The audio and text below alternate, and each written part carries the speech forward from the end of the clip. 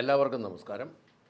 ഈ ഓണത്തിന് beverages corporation Bevco അവരുടെ ജീവനക്കാർക്ക് കൊടുത്ത ബോണസ് 1,05,000 രൂപ. ഞങ്ങൾ ഈ ബിവറേജസ് കോർപ്പറേഷൻ്റെ ചില കണക്കുകൾ ഒന്ന് അന്വേഷിച്ചു. അതിൻ്റെ കണക്കുകളുടെ ആഴങ്ങൾ പഠിച്ചപ്പോൾ സത്യത്തിൽ അമ്പരന്ന് പോയി. എൻ്റെ കണക്കുകളെക്കുറിച്ച് വളരെ പെട്ടെന്നൊന്ന് പറയാം.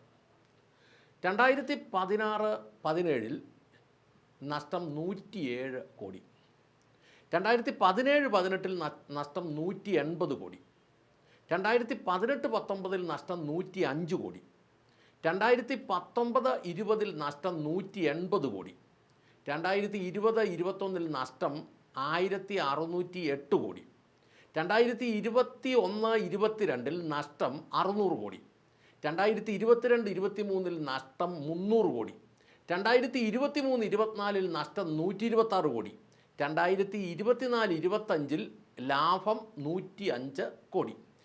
ഇനി 25-26 ഈ സാമ്പത്തിക വർഷം ലാഭം പ്രതീക്ഷിക്കുന്നത് 270 കോടി.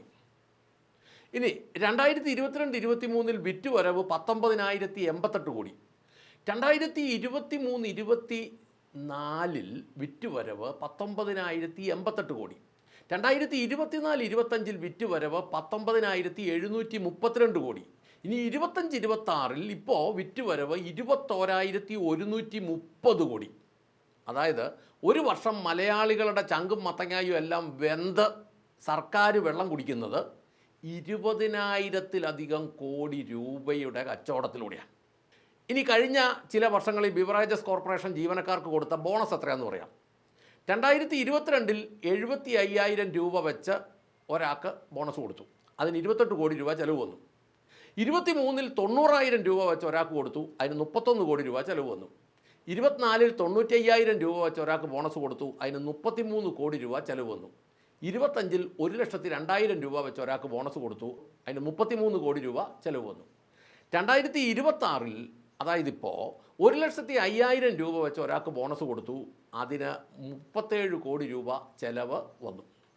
പക്ഷേ 2016-17 കാലഘട്ടം മുതൽ 2023-24 കാലഘട്ടം വരെ ബിവറേജസ് കോർപ്പറേഷൻ നഷ്ടത്തിലായിരുന്നു.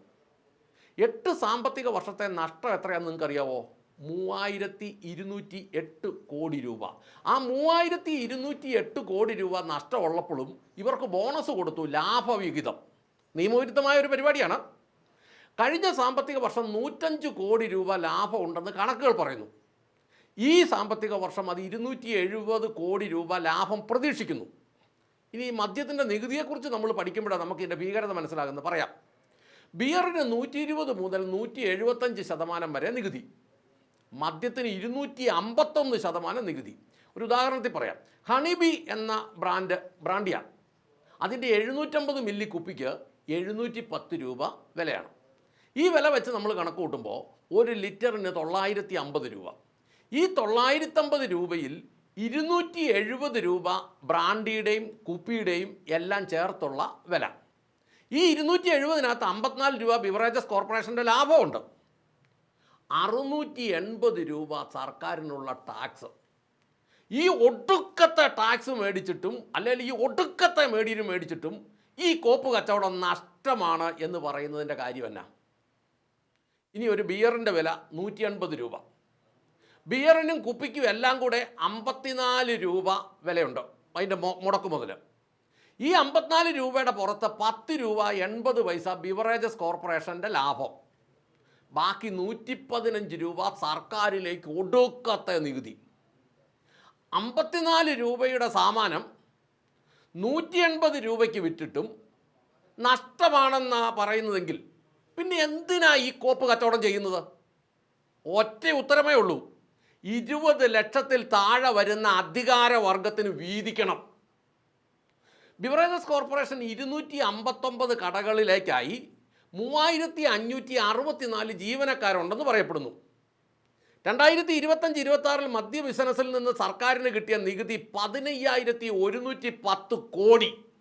ബിവറേജസ് കോർപ്പറേഷൻ കൂടാതെ കൺസ്യൂമർ ഫെഡിൻ്റെ 48 കേന്ദ്രങ്ങൾ വഴിയും മദ്യം വിറ്റഴിക്കുന്നുണ്ട് എന്നറിയുന്നു. അതിൻ്റെ കണക്കുകളൊന്നും കിട്ടാനില്ല. ഇനി 100 രൂപയുടെ മദ്യം എങ്ങനെയാണ് വിലയും നികുതിയും ചേർത്ത് കുടിയന്മാരുടെ ചങ്കും മത്തങ്ങായും മാത്രമല്ലാതെ അവരുടെ സാമ്പത്തികവും ജീവിതവും എല്ലാം കൂടെ കത്തിച്ച് സർക്കാർ ലാഭം ഉണ്ടാക്കുന്നതെന്ന് പറയാം. മദ്യത്തിൻ്റെ വില 100 രൂപ, ബിവറേജസ് കോർപ്പറേഷൻ്റെ ലാഭം 20 രൂപ, അപ്പോൾ 120 രൂപയായി. ഈ 120 രൂപയുടെ കൂടെ 251% നികുതി കൂടെ ചേർക്കും, അപ്പോൾ 421 രൂപ 20 പൈസയാകും മദ്യത്തിൻ്റെ വില.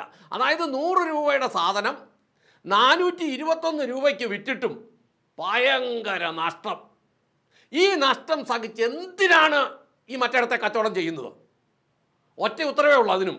20 ലക്ഷത്തിൽ താഴെ വരുന്ന അധികാരവർഗത്തിന് വീതിക്കണം. 251% സെയിൽ ടാക്സ് അല്ലെങ്കിൽ GST. സെയിൽ ടാക്സ് എന്നാ കൂടുതലും കണക്കുകളിലൊക്കെ കാണുന്നത്, GST തന്നെ ആയിക്കോട്ടെ. അതിൻ്റെ കൂടെ എക്സൈസ് ഡ്യൂട്ടി വേറെ, മെഡിക്കൽ കോളേജുകളുടെ വികസനം, മദ്യപിച്ച് സകലതും നശിക്കുന്നവരുടെ പുനരധിവാസ പദ്ധതികൾക്കുള്ള സെസ് എല്ലാം കൂടെ ചേർത്ത് 970 രൂപയ്ക്ക് മദ്യം വാങ്ങുന്ന ഒരാളുടെ കയ്യിൽ നിന്ന് എത്ര രൂപ സർക്കാർ ടാക്സ് ഈടാക്കുന്നുണ്ടെന്ന് കൃത്യം നോക്കിയാൽ മദ്യത്തിൻ്റെ യഥാർത്ഥ വില 200 രൂപ, ബിവറേജസ് കോർപ്പറേഷൻ്റെ ലാഭം 40 രൂപ, GST 580 രൂപ, എക്സൈസ് ഡ്യൂട്ടി 100 രൂപ, സെസ്സുകളെല്ലാം കൂടി 50 രൂപ, ആകെ 970 രൂപ. അതായത് 970 രൂപയുടെ മദ്യം മേടിക്കുന്ന ഒരു മദ്യപാനിക്ക് അതിൻ്റെ യഥാർത്ഥ വില എന്ന് പറയുന്നത് 200 രൂപയേ ഉള്ളൂ. 970 രൂപയ്ക്കകത്ത് 770 രൂപയും ഒടുക്കത്തെ നികുതി മേടിച്ചിട്ടും ഈ കോപ്പ് ബിസിനസ് നഷ്ടം. ഞാൻ ചോദിക്കുന്നത്, ഇവിടെ ആര് ശശിയായി? സകല കുടിയന്മാരും അവരുടെ കുടുംബാംഗങ്ങളും ശശിയായി. ഇനി ഇവിടെ ആര് കൊണസറായി? 20 ലക്ഷത്തിൽ താഴെ വരുന്ന അധികാരവർഗം കൊണസറന്മാരായി. പാവപ്പെട്ട കേരളത്തിലെ കുടിയന്മാരുടെ ചങ്കും കരളും വരെ വിറ്റ് തിന്നുന്ന ഇവിടുത്തെ ഉദ്യോഗസ്ഥന്മാർക്ക് എങ്ങനെ ഗുണമുണ്ടാകും? ഇവൻ്റെയൊക്കെ വീട്ടിൽ എങ്ങനെ ഗുണം പിടിക്കും? നിങ്ങൾ കേട്ടിട്ടുണ്ടോ, കപ്പ തീരുമ്പോൾ പന്നിയുടെ കഴപ്പ് തീരുമെന്ന് എന്ന് പറഞ്ഞതുപോലെ ഇപ്പോൾ ഒരു 50 വയസ്സിന് മുകളിൽ പ്രായമുള്ളവനെല്ലാം കുടിച്ച് ചത്ത് കെട്ട് തീരുമ്പോൾ സർക്കാരിൻ്റെ കഴപ്പും തീരും, ഈ കൊയ്ത്തും തീരും. ഇതിനകത്തുനിന്ന് മേടിച്ചിട്ടുള്ള ഉദ്യോഗസ്ഥന്മാരുടെ കുന്തളിപ്പും തീരും. ഈ ന്യൂ ജനറേഷൻ പിള്ളേരിൽപ്പെട്ടവർക്ക് പലർക്കും മദ്യമൊന്നും വേണ്ട. അവർക്ക് MDMA തുടങ്ങിയ കൂടിയ സാധനങ്ങൾ മതി. ഇനി അതിൻ്റെ കാലത്ത് ഈ 50 വയസ്സിന് മുകളിൽ പ്രായം ഇപ്പോൾ ഉള്ളവനെല്ലാം ചത്തുകെട്ട് പോയി കഴിയുമ്പം അന്തകാലത്ത് ഈ MDMA പോലെയുള്ള സാധനങ്ങൾ സർക്കാർ ലൈസൻസിൽ വിറ്റ് അന്നത്തെ സർക്കാർ ഉദ്യോഗസ്ഥന്മാരുടെ വായിലേക്ക് അതുകൂടെ തള്ളും. പിന്നെ 3-4 വർഷത്തെ ആയുസ് മാത്രമേ അവർക്ക് ഇത് ഉപയോഗിക്കുന്നവർക്ക് കാണുകയുള്ളൂ എന്നുള്ള പ്രത്യേകത. അത് കഴിയുമ്പോൾ പിന്നെ ഇവന്മാർ എന്നാ ചെയ്യും? ഈ പണം മുഴുവൻ എങ്ങോട്ടാണ് പോകുന്നത്? ഇനി അതിനൊരു ഉദാഹരണമായിട്ട് പറയാം. പുതിയ ഗവൺമെൻറ് അധികാരത്തിൽ വന്നിട്ട് 3 മാസം. വികസന പ്രവർത്തനങ്ങൾ ഒന്നും പ്രഖ്യാപിച്ചിട്ടുമില്ല, തുടങ്ങിയിട്ടുമില്ല, ചെയ്തിട്ടുമില്ല. ഉണ്ടോ ഇല്ലയോ നിങ്ങൾ പറ.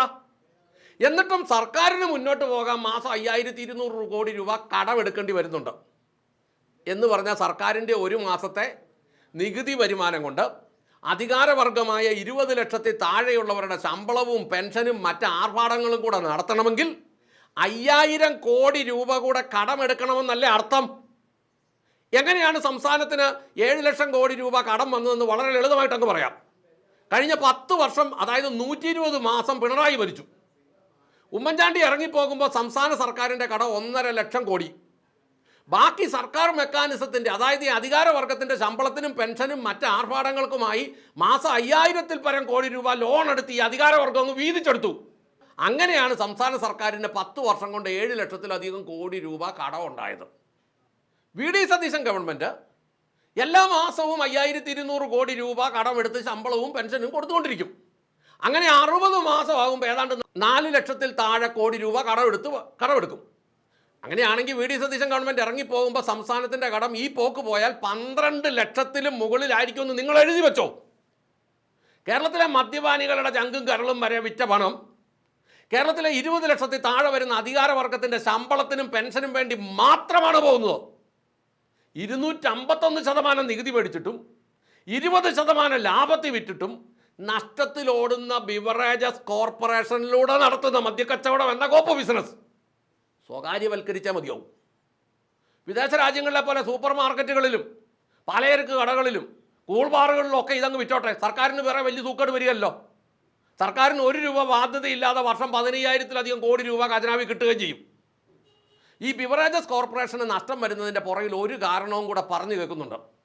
അതായത് ബിവറേജസ് കോർപ്പറേഷന് മദ്യം കൊടുക്കുന്ന കമ്പനികൾ 130 കുപ്പി മദ്യം അങ്ങോട്ട് സപ്ലൈ ചെയ്യുകയാണെങ്കിൽ 100 കുപ്പി മദ്യത്തിൻ്റെ ബില്ല് മാത്രമേ എഴുതുന്നുള്ളൂ എന്നാണ് പറയപ്പെടുന്നത്. ബാക്കി 50 കുപ്പി മദ്യത്തിൻ്റെ വില ജീവനക്കാർ കമ്പനിക്കാർക്ക് കൈമടക്കായിട്ടങ്ങ് കൊടുക്കും.